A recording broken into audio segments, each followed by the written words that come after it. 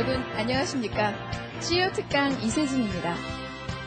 세계 최고의 기록은 내일 당장 바뀔 수도 있습니다. 하지만 세계 최초의 기록은 영원히 바뀌지 않는 법이죠. 대한민국 벤처 1호, 소프트웨어 회사 건립 1호, 대학생 창업 1호, 그리고 오피스텔의 원조, 테헤란밸리의 원조 등 이렇게 1호 최초의 기록을 무려 100여 가지 이상 가지고 계신 분이 계십니다.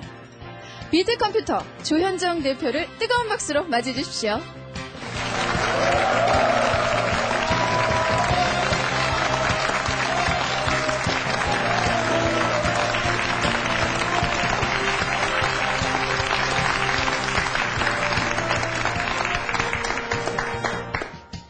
예, 반갑습니다.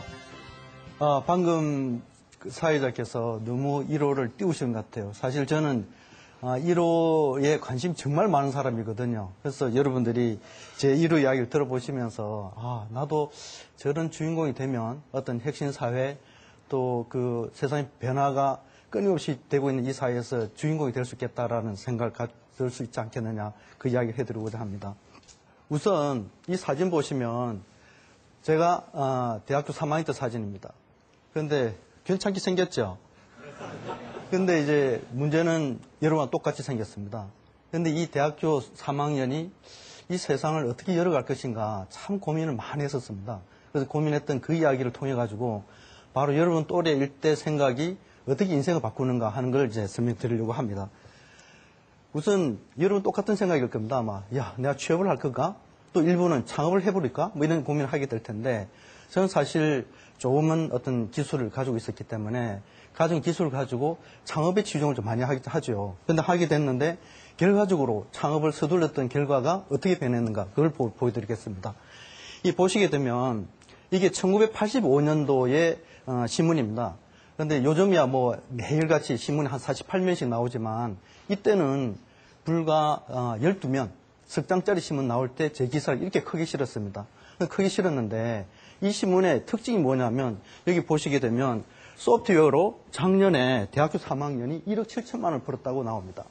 근데 요즘 돈이 아니에요. 여러분 지금 대학교 4학년이 1년에 1억 7천만 원 벌었다 그러면 굉장히 큰 돈일 겁니다. 그죠? 그런데 이때 삼성전자 대졸 초봉이 32만 원 줄 때입니다. 그러니까 요즘 돈 따지면 17억입니다. 그러니까 대학 4학년이 1년에 17억을 번 거예요. 그런데 대체 앞에 있는 저 강사가 어떻게 대학을 다닐 때 그런 그금을 만질 수 있을까? 로또 복권도 그 당시 없었는데. 그런데 가능했겠는가 하는 이야기를 제가 드리고자 하면 여러분들이 어떤 오늘 강의의 목적은 충분히 기대치가 될 거라고 생각합니다.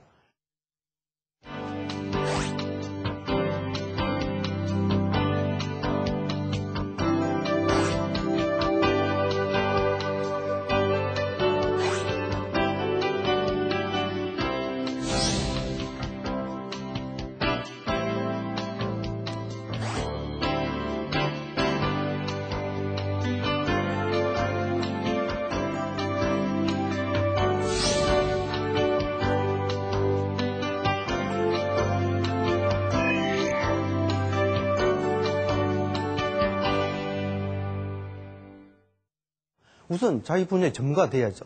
이 한자는 제가 만든 거예요. 제가 만들었는데 사실은 이 사람 인변이 없으면 슬플 우자가 됩니다. 그래서 고진감래, 그러니까는 그 고통이 있으면은 그 다음에 그 즐거움도 따른다, 뭐 그런 것이지만, 그러나 여기서는 그러니까 슬픔이 있으면 그 다음에 즐거움도, 그러니까 슬픔이 있는 만큼 즐거움도 온다, 즐거움도 온다는 뜻입니다.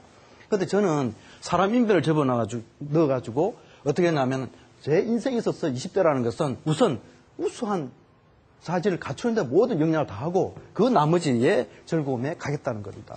그게 이제 제 20대 행동이고요. 그 다음 또 한 가지 중요한 것은 이 도덕심입니다. 20대의 도덕심. 이건 왜 중요하게 생각하냐면은 저는 어쨌든 목표라는 것은 그러니까 작심삼일을 하든 말든 간에 일단 목표는 거창할 수밖에 없고, 거창한 목표 속에서는 목표라는 것은 성공을 기대하고 하는 거잖아요. 성공했을 때 내가 도덕심이 나쁘다고 생각하면 그건 또 사상 누각에 불과할 수도 있다고 생각합니다. 그래서 이제 그걸 해결할 수 있는 방법은 뭐냐면은 적어도 도덕심은 20대에 갖춰야 된다라는 생각이었는데 우리 도덕심 기준이라는 것은 초등학교 다닐 때 바른생활 체계가 많이 정의가 돼 있을 뿐만 말고 또 남들이 어른들이 나쁘다고 하는 건 다 나쁜 거고 좋다고 하는 건 다 좋은 겁니다. 그것이 도덕심이에요. 그래서 예를 들면 흡연, 전 담배를 피우지 않습니다. 왜 피우지 않느냐면은 일단은 남들이 다 흡연 나쁘다 그랬고 또 담배를 피우게 되면은 시간의 로스가 시간에 잃어버린 시간이 너무 많을 것 같았어요. 그래서 담배를 안 피웠습니다. 그러니까 건강 때문에 피우지 않은 경우죠. 그다음 두 번째는 국방의 의무입니다. 왜 국방이라는 글자를 크게 써놨냐면은 사실 저는 지금 이 시간에도 왼쪽 귀가 안 들려요. 어릴 때 귀를 다쳐가지고. 그래서 귀가 안 들리는데 군의 면제 사유를 갖고 있어요. 있음에도 불구하고 군의관을 적당히 이제 그 설명을 해서 결국은 저는 군을 마쳤죠. 마쳤는데 근데 그걸 지금도 한 번도 후회해 본 적이 없습니다. 후회해 본 적이 없는데요. 제가 이 국방 이야기를 조금 더 길게 하자면 우리가 인터넷에서 뒤져보면은 세 사람의 백돌공 이야기가 나옵니다. 백돌공 이야기가 어느 백돌공한테 물었더니 뭘 하고 계시나 했더니 나 일하고 있다. 귀찮게 묻지 마라. 두 번째 분은 나 일당 받고 일하고 있다. 그리고 일당이 너무 작다. 그리고 짜증투를 하면서 일을 하고 있고 세 번째 분은 나는 천년이 가는 그 성당을 짓고 있다. 내가 그런 성당을 짓는 일원이 된 것에 대해서 자랑스럽게 생각하고 뿐만 아니라 나는 그래도 부족한 점이 많아서 밤에는 야간 학교 다닌다. 이렇게 말을 한답니다. 그게 인터넷 뒤지면 나오는 거예요. 그런데 이건 제가 만든 거예요. 제가 만든 문장인데 세 사람이 군인한테 물었어요. 한 군인한테 물었더니 왜 군에 왔냐? 나는 면제 사유가 없어서 끌려왔다.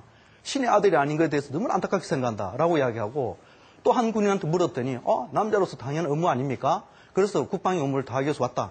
그런데 요즘 복무기간이 자꾸 짧아져서 조금 좀 다행이라고 이렇게 이야기합니다. 그런데 세 번째 군인한테 물었더니 이 사람은 영 엉뚱한 이야기를 해야 됩니다. 뭐라고 하냐면 나는 미래 리더가 되기 위해서 조국에 봉사로 왔다. 그리고 그 봉사라는 것은 내가 국가 시스템의 일원이 된 것에 대해서 너무나 자랑스럽게 생각하고 나는 짬짬이 시간 날 때마다 나는 내가 부족했던 자기 개발에 집중하겠다라고 이야기를 합니다. 그런데 이 세 사람 다요. 누구나 똑같은 복무기간입니다. 그런데 어떻게 하필이면 이렇게 말해도 될 걸 이렇게 말하고 이렇게 말해도 될 걸 저렇게까지 말을 해야 됩니까? 왜 우리가 군을 끌려간다고 생각하세요? 저는 아니라고 생각합니다. 저는 제가 그 아들이 셋이에요. 그런데 큰 놈은 그 면제 사유를 갖고 있는데도 불구하고 이 놈도 제가 군대를 보내서 지난 5월 2일 날 제대시켰어요. 시켰고 둘째는요 눈이 너무 나빠요. 그래서 나빠가지고 이 사급 판정을 받았는데 이 라식 수술로도 안 돼.